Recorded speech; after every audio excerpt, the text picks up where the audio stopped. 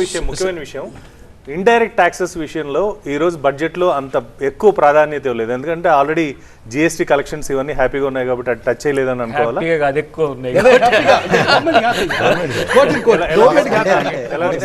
Income tax లాంటివి ఏంటంటే మనకి బడ్జెట్ రోజు మనందరం ఫోకస్ పెడతాం. జిఎస్టీ యాక్ట్ తర్వాత ఎట్లా అయిపోయిందంటే జిఎస్టీ ఏదైతే కౌన్సిల్ ఉంటుందో వాళ్ళు అవసరమైతే 4 రోజుల తర్వాత మీటింగ్ పెట్టుకొని ఈ రోజు కంటే ఎక్కువ చేంజెస్ అక్కడ చేసేస్తున్నారు. అంటే త్రూ అవుట్ ద ఇయర్ జిఎస్టీలో మనకి చేంజెస్ వస్తూనే ఉన్నాయి.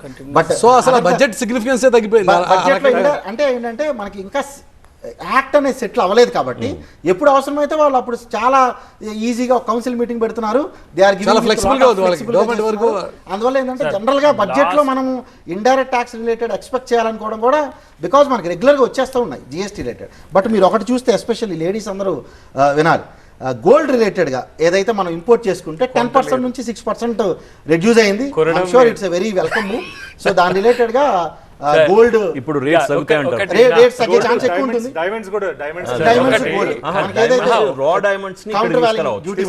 కాదు జనరల్ గా ఓకే మీరు మాట్లాడుతూ నేను నా observation as a commerce student గా మనం ఇంతకుముందు రూపీ తగ్గుదల మన TV9 పుట్టిన కానీ చూస్తున్నాం కదా, తగ్గుదల పెరుగుదల వస్తువుల ధర పెరుగుదల ఇట్లా ఉంటుండే.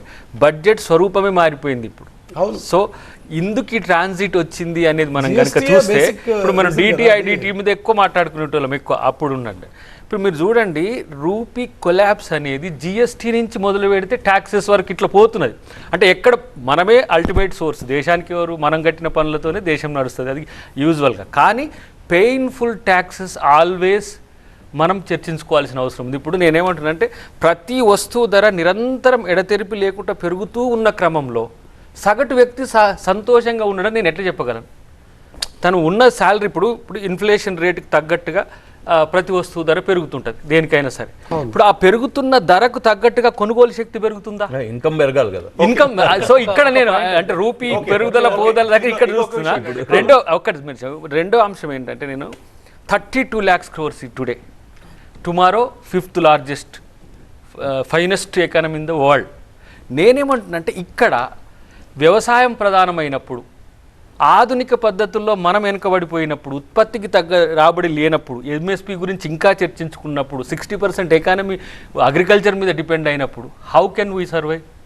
మేము ఎంత అంటే ప్యారిటీ, ఎకనామిక్ ప్యారిటీస్ అనేవి నిరంతరం పెరుగుతూనే ఉన్నాయి. ఒకడు రిచెస్ట్ ఆఫ్ ద 5,000 కోట్లతో పెళ్లి చేసుకుంటూ ఒక 500 పుస్తకాలతో తెచ్చుకోవడానికి కూడా లేదు. ఈ ప్యారిటీస్ మిక్స్డ్ ఎకానమీ అనేది అక్కడ రాజ్యాంగం రాసేటప్పుడు అంబేద్కర్ గారు క్యాపిటలిస్టిక్ అప్రోచ్ ఉండాలి, at the same time socialistic approach ఉండాలి. ఇది మీన్ వైల్ ఇవి రెండు కన్నా తెగిపోయినాయి అనుకో, వాడికి వీడికి సంబంధం లేదు. ఇంకొక ముఖ్యమైన విషయం sir, ageing population in India is growing. అంటే వయోవృద్ధులు పెరుగుతున్నారు, లైఫ్ స్పాన్ పెరుగుతూ ఉంది ఇండియాలో అనేది స్టాటిస్టిక్స్ చెప్తున్నాయి. సో వీళ్ళకి ముఖ్యంగా హెల్త్ కేర్ రిలేటెడ్లో వాళ్ళ టెస్ట్లకు కానివ్వండి, లేకపోతే వాళ్ళ మెడికేషన్ కానివ్వండి, ఇలాంటి వాటిల్లో ఎగ్జంప్షన్స్ కావాలి. At the same time especially health care policies ఏవైతే ఉంటాయో, ఇన్సూరెన్స్ పాలసీస్ ఏవైతే ఉంటాయో వాటిల్లో తగ్గాలి అని అంటే దానికి సంబంధించి బడ్జెట్లో ఎక్కడ ఈరోజు ఏం కనిపించలేదు. నిజంగా అది అంత పెద్ద ప్రాబ్లమా? వయోవృద్ధులకు సంబంధించి, క్యాన్సర్ కి సంబంధించి టెస్ట్ విషయంలో, అలాగే కొన్ని మందుల విషయంలో GST తగ్గిస్తున్నాము అని చెప్పి కొంత అలాంటివి ఏం లేవు యాజ్ ఆఫ్ నౌ. వాళ్ళు పూర్తి బడ్జెట్ మనం బిల్ చూడాలి. బట్ మీరు చెప్పినట్టు వెరీ ఇంపార్టెంట్ పాయింట్, నేను నా డిజిటల్ బడ్జెట్ సమ్మిట్లో కూడా నేను ఈ పాయింట్ లేవనెత్తాను. మనకి ఎస్పెషల్లీ కోవిడ్ తర్వాత ప్రతి ఇంక్లూడింగ్ పెద్దవాళ్ళ ఏజ్ అయితేనేమి, ఈవెన్ చిన్న ఏజ్ అయినా కూడా కోవిడ్ తర్వాత ప్రతి ఒక్కళ్ళకి అరే మనం ఒక్కసారి హాస్పిటల్కి వెళ్తే జీవితాంతం సేవ్ చేసుకుందాం, మొత్తం మనం నాశనం అయిపోతామన్నది మైండ్ సెట్ వచ్చేసింది. అందువల్ల నోయింగ్లీ ఆర్ అన్నోయింగ్లీ వాడు మెడికల్ ఇన్సూరెన్స్ కోసం వెళ్తున్నారు ప్రతి ఒక్కళ్ళు. ఇప్పుడు ప్రతి ఇంట్లో చిన్న ఈవెన్ 2 లక్షల రూపాయల ఆదాయం ఉన్న వాళ్ళు కూడా చిన్న మెడికల్ ఇన్సూరెన్స్, 1 లక్ష రూపాయలు సమస్య వచ్చే మెడికల్ ఇన్సూరెన్స్ వెళ్తున్నారు.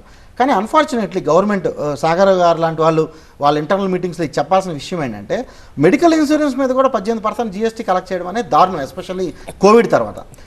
ఇలాంటి చాలా సున్నితమైన డెఫినెట్గా మీరు అన్నట్లు ఏవైతే మెడికల్ రిలేటెడ్ ఉందో అలాంటివి ఏవి పెద్దగా ఈ బడ్జెట్లో అయితే ఏం చెప్పలేదు.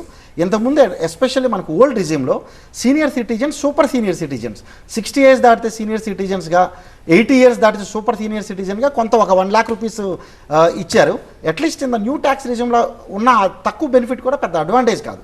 నన్ను అడిగితే ఎవరైతే ఎస్పెషల్లీ 60 years అబోవ్ ఉన్నారో వాళ్ళకి పెన్షన్ రిలేటెడ్గా most 50% is completely exempted. Remaining 50% మీద నామినల్ పెడితే వాళ్ళ లైఫ్ ఏదైతే రిటైర్మెంట్ లైఫ్ చేసుకుందాం అనుకుంటున్నారో definitely they will be surviving much better. ఇంకోటి అంటే న్యూ రిజైమ్ ఓల్డ్ రిజైమ్ రెండింటి మధ్య మనం స్టాటిస్టిక్స్ చూస్తే ఆల్మోస్ట్ 2/3 అందరూ కొత్త రిజైమ్కి మారిపోయారు. ఈ ట్యాక్స్ రిజైమ్ మార్చడం వల్ల ఇప్పుడు కొత్త పన్ను విధానం ఏదైతే తీసుకొచ్చారో దీంట్లో కొత్త దాన్నే ఎక్కువ ఎంకరేజ్ చేస్తూ ప్రభుత్వం దాన్ని ఫిక్స్ చేసే అవకాశం ఉంటుందా? ఓల్డ్ రిజైమ్లో ఇంకా కంటిన్యూ అయ్యే ఛాన్సెస్? ఎందుకంటే మీరు లాస్ట్ 3-4 సంవత్సరాల్లో మనం న్యూస్ పేపర్లో ఒకేసారి సాఫ్ట్వేర్ ఇంజనీర్లకు 20,000 మందికి నోటీస్ ఇచ్చాము, హెచ్ఆర్ఏ 5 లక్షల మంది క్లెయిమ్ చేశారు. అంటే ఏంటంటే గవర్నమెంట్ దగ్గర ఇన్కమ్ ట్యాక్స్ రిటర్న్ అనేది ఏంటిది? Self declaration. నేను అన్నీ కరెక్ట్గా చేస్తున్నానని ఇచ్చే ఒక డిక్లరేషన్.